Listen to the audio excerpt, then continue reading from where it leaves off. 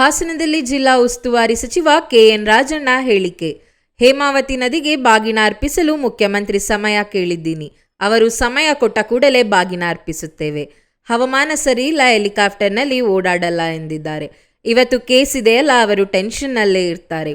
ಸಂಜೆ ಭೇಟಿ ಮಾಡಿ ದಿನಾಂಕ ನಿಗದಿ ಮಾಡ್ತೀವಿ.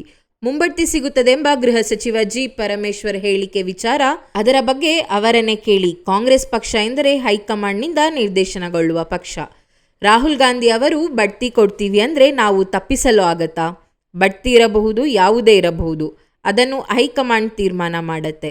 ಸಂಪುಟ ಪುನರ್ರಚನೆ, ಕೆಪಿಸಿಸಿ ಅಧ್ಯಕ್ಷರ ಬದಲಾವಣೆ ಎಲ್ಲವೂ ಹೈಕಮಾಂಡ್ ತೀರ್ಮಾನಕ್ಕೆ ಒಳಪಟ್ಟಿರುತ್ತದೆ. ಸಿದ್ದರಾಮಯ್ಯ ಮೂಡಾ ಪ್ರಕರಣ ತೀರ್ಪು ವಿಚಾರ ನಾನು 10 ವರ್ಷ ಪ್ರಾಕ್ಟೀಸ್ ಮಾಡಿದ್ದೀನಿ. ಅರ್ಜಿದಾರರು ಸಿದ್ದರಾಮಯ್ಯ, ಅವರ ಪರ ವಕೀಲರು ಸಿಂಗಿ ಅವರು ವಾದ ಮಂಡಿಸಲಿದ್ದಾರೆ. ಅರ್ಜಿದಾರರ ಪರ ವಕೀಲರು ನ್ಯಾಯಾಧೀಶರ ಗಮನಕ್ಕೆ ತಂದಿದ್ದಾರೆ. 3 ಗಂಟೆಗೆ ವಿಚಾರಣೆ ತೆಗೆದುಕೊಳ್ಳಬಹುದು. ಅವನ್ನೆಲ್ಲ ಕರ್ಕೊಂಡೋಗಿ ಅಲ್ಲಿಗೆ ಹೆಜ್ಜಿಗೆ ಎರಡಕ್ಕೂ ಕೂಡ ಗಂಗಾ ಪೂಜೆ ಬಾಗಿನ ಅರ್ಪಿಸಬಹುದಾಗಿತ್ತು. ನಾನು ಅವ್ರಿಗೆ ಮನವಿ ಮಾಡಿದ್ದೆ. ಮನವಿಗೆ ಅವ್ರು ಬರ್ತೀನಿ ಅಂತೇಳಿ ಅವ್ರು ಡೇಟ್ ಕೊಡ್ತೀನಪ್ಪ ಅಂತ ಹೇಳಿದ್ರು. ಈಗೇನೋ ನಾನು ಹೆಲಿಕಾಪ್ಟರ್ ಓಡೋದಿಲ್ಲ, ವೆದರ್ ಸರಿ ಇರೋದಿಲ್ಲ, ಅದಕ್ಕೋಸ್ಕರ ಬೈ ರೋಡೇ ಬರ್ತೀನಿ, ನಾನು ಸಮಯ ಕೊಡ್ತೀನಿ ಅಂತ ಹೇಳಿದರು. ಇವತ್ತು 29 ಕೇಸ್ ಇದೆಯಲ್ಲ, ಸ್ವಲ್ಪ ಅವರು ಆ ಕಡೆ ಟೆನ್ಷನಲ್ಲಿ ಇರ್ತಾರೆ. ಇವತ್ತು ಸಂಜೆ ಅಷ್ಟೊತ್ತಿಗೆ ನಾನು ಮತ್ತೆ ಅವ್ರನ್ನ ಭೇಟಿ ಮಾಡಿ ಒಂದು ಡೇಟ್ ನಿಗದಿ ಮಾಡಿ ಕರ್ಕೊಂಡ್ಬರ್ತೀನಿ. ಜಿ ಪರಮೇಶ್ವರ್ ಬಡ್ತಿ ಬಗ್ಗೆ ಮಾತಾಡಿದ್ದಾರೆ.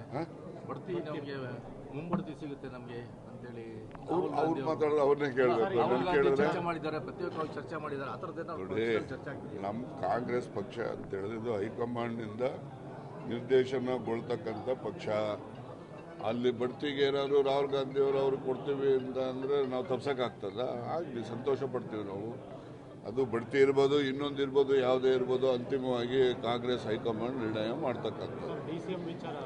ಎಲ್ಲ ವಿಚಾರ ಅದು ಸೇರಿದಂಗೆ ಎಲ್ಲರೂ ಸೇರಿ ರೀಶಫಲ್ ಇರ್ಬೋದು, ಮತ್ತು KPCC ಬದಲಾವಣೆ ತರೋದಿರ್ಬೋದು, ಸಂಪುಟ ಬದಲಾವಣೆ ಮಾಡ್ತಕ್ಕಂಥದ್ದು ಇರ್ಬೋದು, ಎಲ್ಲವೂ ಕೂಡ ಅಂತಿಮವಾಗಿ ಹೈಕಮಾಂಡ್ನವರ ತೀರ್ಮಾನಕ್ಕೆ ಒಳಪಟ್ಟಿರ್ತದೆ.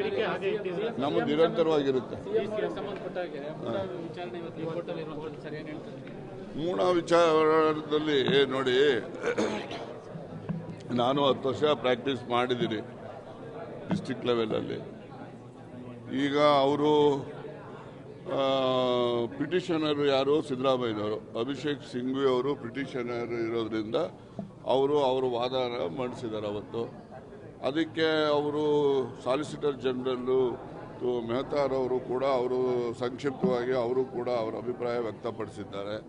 ಬೇರೆ ಅರ್ಜಿದಾರರಿದ್ದಾರಲ್ಲ, 4-5 ಜನ ಇದ್ದಾರಲ್ಲ, ಅವರ ವಕೀಲರುಗಳು ಕೂಡ ಇವತ್ತು ಅವರ ಒಂದು ಮನವಿ ಏನಿದೆ ಅಂತಕ್ಕಂಥದ್ದನ್ನು ಅವರು ಕೂಡ ಇವತ್ತು ಕೋರ್ಟ್ ಮುಂದೆ ಗಮನಕ್ಕೆ ತರುವಂಥ ಕೆಲಸ ಮಾಡ್ತಾರೆ. ಈಗ ಅವರು 3 ಗಂಟೆಗೆ ತೊಗೋಬೋದು ಇವತ್ತು ಅಂತ, 2:15 ತೊಗೋಬೋದು ಅಂತ ನಾನು ನಿರೀಕ್ಷೆ ಮಾಡಿದ್ದೀನಿ. 2:15 ತೊಗೊಂಡ್ರೆ ಅವರು ಎಲ್ಲರೂ ಕೂಡ ಇವತ್ತು ಮುಗಿಸ್ತಾರೋ ಅಥವಾ ಏನಾದರೂ ಇನ್ನೂ ಸಮಯ ಕೇಳ್ತಾರೋ ಅದು ಕೂಡ ಗೊತ್ತಿಲ್ಲ. ಸಮಯ ಕೇಳಿದ್ರೆ ಇನ್ನೊಂದು ಇಯರಿಂಗು ಇನ್ನೊಂದು ಡೇಟ್ ಕೊಡ್ತಾರೆ. ಆ ನಂತರ ಇಯರ್ ಮಾಡ್ತಾರೆ.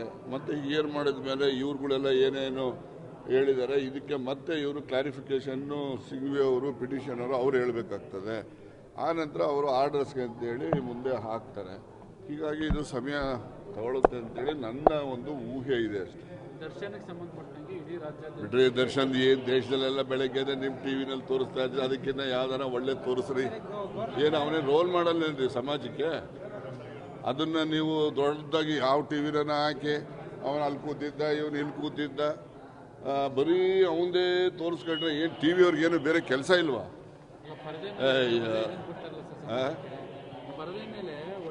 ಆಯ್ತಪ್ಪ, ಈಗ ನೋಡಿ ಕೇಳಿ, ಒಳ್ಳೆ ಕಲಾವಿದ ಅಂತಕ್ಕಂಥದ್ದನ್ನು ನಾವೆಲ್ಲ ಒಪ್ತೇವೆ. ಆದರೆ ಒಳ್ಳೆ ಕಲಾವಿದ ಅಂತೇಳಿ ಜನರು ಅವನ್ನ ಇಷ್ಟಪಡ್ತಾರೆ ಅಂತೇಳಿ ಮಾಡಬಾರ್ದೆಲ್ಲ ಮಾಡಿದ್ರೆ ಕಾನೂನು ಕ್ರಮ ತಗೊಳ್ತದೆ.